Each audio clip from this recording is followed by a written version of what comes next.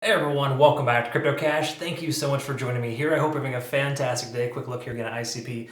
Double checking some important stuff here. Well, a problem is we never even came back up to retest this $11.60 mark, okay? So keep in mind that's still a strong resistance level if the price doesn't end up coming up to that range.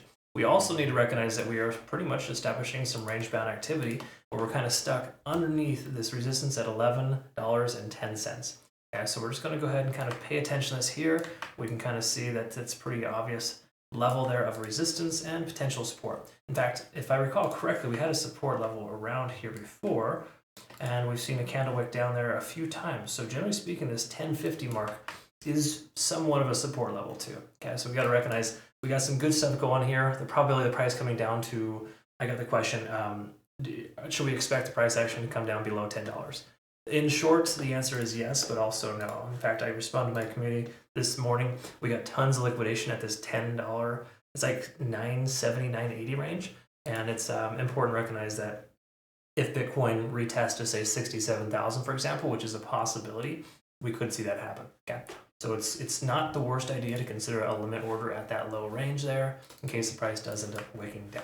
So let's take a quick look at the backend data here. And while we got that loading up here, I want to say thank you to my community for some awesome feedback and wonderful support over the weekend. Yeah, I mean, I know things don't happen the way that we want to. Sometimes when we have a massive liquidity sweep of 10 to 20% on all altcoins just dumped no matter what on Friday, that was a terrible thing. But we did only trigger 2 stop losses. We had some shorts to offset our longs. It was actually a decent situation. So I'm glad that worked out. And again, it's not always perfect, it never is, but truth is, we didn't get destroyed because we used low leverage and low position size. Okay, this last 7 days, I want to focus more so on the 1 month, just to kind of give you perspective here so you see what I'm talking about. A lot of liquidation at $9.80. Okay, so since we're kind of closer to that range, it would be presumed that the price could come down to that level. Now, me personally shorting ICP at this lowest point, it seems kind of weird to short the bottom. Okay? Again, it could very well be very successful, but to me, I don't really like that feeling or shorting into a situation like that. However, a lot of liquidation, there's incentive there for the price action to come down lower. We also got to recognize $13 to $14 is that upper level of liquidation as well. So it could go either way, but we're super close to that lower level. Whales are whales that are going to get what they want. Okay. So truth is, we may actually see one more leg down before the price legs up again, or not at all. I mean, shoot, there's a pretty big shelf here, if you will. With very low volume below the price action. So we just got to be realistic in the sense that ICP, while it is holding strong at $10 plus for quite some time now, ever since the first of the year, we could possibly still see, single digits versus double digits. That's a possibility. Okay, so get that into your head as far as that being a thing. I'm not trying to have you walk away from this conversation saying that this coin is not going to recover and it's garbage and we're just going to go straight down. But most things are bearish for the moment. Let's see if that has since shifted. Keep in mind too, I got the question as well. Why are there no trades over the weekend? Well, easy to understand. Way to put it, when you have a massive market dump or correction on one day, such as Friday, like we saw recently, there's no real reason to force a trade throughout the weekend because weekends are already low volume. Okay, so a low volume weekend followed by a disastrous Friday is never a good sign. It's rare for it to recover instantly. Anyways, let's take a look here at the daily. So we're below all moving averages. We've known this. So check number 1, definitely bearish. We are below 50 on the RSI. Only saving grace here we have is stochastic RSI trying to swing up. Now, last time we saw stochastic RSI swing up, we had some kind of progression like this. It took us 1, 2, 3, 4, 5 days to come up a rough estimate of about 10%. Okay. So last time we had a stochastic swing, we saw a 10% correction to the upside over 5 days. That's an average of 2% per day. So I'm not proposing that we're going to see that same thing again, but if so, that would put us pretty close to this current level here to get us to this previous support range, turned resistance. So me personally, if I'm going to consider shorting this coin, 1160 to 1220 would make sense because that was our previous support range that we held for almost a full month. Okay, so that's kind of where we're at now. Does that mean you short right now exactly? No, I think the price could recover. But if it does, that would be a solid consideration for a rejection. We're going to be looking for the price to be under 50 in the RSI if that happens. We also want to look here on the 4-hour time frame and recognize that we're still below all 4 moving averages. Not great. Even though stochastic is swinging up, yes, that's great, and the money flow index is coming up. We had a super low volume weekend. There's no reason why you trust this money flow index right now because it's averaged out to be very, very low. Okay. Again, the MFI is an average of roughly the last 14 days of money flowing in or out of a coin. We got money flowing in today. It's that natural buying action from a slow weekend. So today's going to be a little flawed. We can see MACD is converging, but I don't trust this. Considering how low the price action is, it just still doesn't make a ton of sense. But the truth is, if it does converge to say the price continues higher, hypothetically, we're going to need to see it break this most recent range at 1110 and retest that as a support before we have any confidence in taking the long to the upside.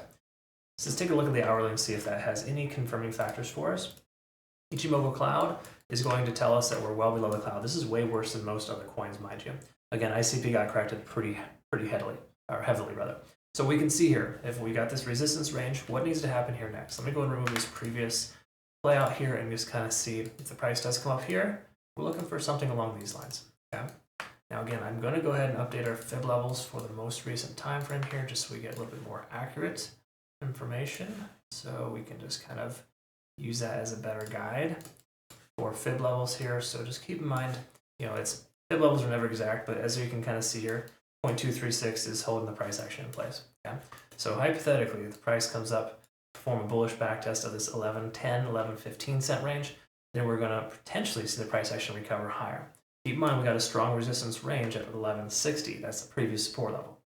Having said that, we could very well see a rally between here and there of roughly 6% over the next 2 or 3 trading days. And at that point, that may be a consideration if confirming factors are present to maybe consider a short at that level. Okay. Again, we're going to expect to see some resistance at 1160, 1170. There's no other way around it. But leading into that, we got to break this resistance range at 1110 first and perform a bullish backtest before we can see the price action, get where it needs to go. So to me personally, I'm looking for a candlestick closure right here at close to about 11:15, sometime in the next 24 hours. Now, if you're not familiar, I do post playout charts on our Twitter, Telegram, Discord. They look a lot like this. When I have a blue X, it's just kind of a confirming factor that I'm looking for. I'll reevaluate if we get there and consider a trade to the upside. In this situation, though, I don't think it's ideal or advantageous to consider shorting. If you're day trading, day trade within this range of 1110 as low as 1060. Okay. Now, you don't just short the top and buy the bottom, but that's hypothetically how it works if you are a day trader. Again, there's more stress, more things come attached with that, so please bear that in mind. That's why I prefer to swing trade and just kind of casually work my way through the market instead of having to force anything. So at this point, we don't have a lot of confirming factors today, but we're getting close. Keep in mind too, got a Fed meeting, FOMC on Tuesday, Wednesday, sometime tomorrow, and or the following day for the meeting. CPI data as well. A lot of the contributing factors that can make a very messy situation. So my speculation here is that we will see a slight relief rally this week, but we got a lot of resistances for a lot of altcoins that are not even close yet. So just bear that in mind. Okay, I hope I described that correctly. Thanks again so much for watching. I'm going to post this on our playout chart here, Twitter, Telegram, Discord. Join us for YouTube and TikTok Shorts if you're not already familiar with that. Those are available to you as well. And join us on our CryptoCache, .tech. It's a wonderful opportunity to be able to interact with some really good community members. We had a lot of new registrations this weekend. I want to say welcome aboard. Make sure you read through our signals guide. It is located here, just so you kind of understand how my signals are structured. It's different than the average, but I like to average in and average out of my position. So again, everyone does things differently, but make sure you use your own risk tolerance with that. Okay, never just go blindly into that, because that works well for me, but I have a pretty large portfolio where most people don't. Okay, anyways, I hope you all have a good rest of your day. Thank you so much again for your time. We'll see you in the next one. Take care.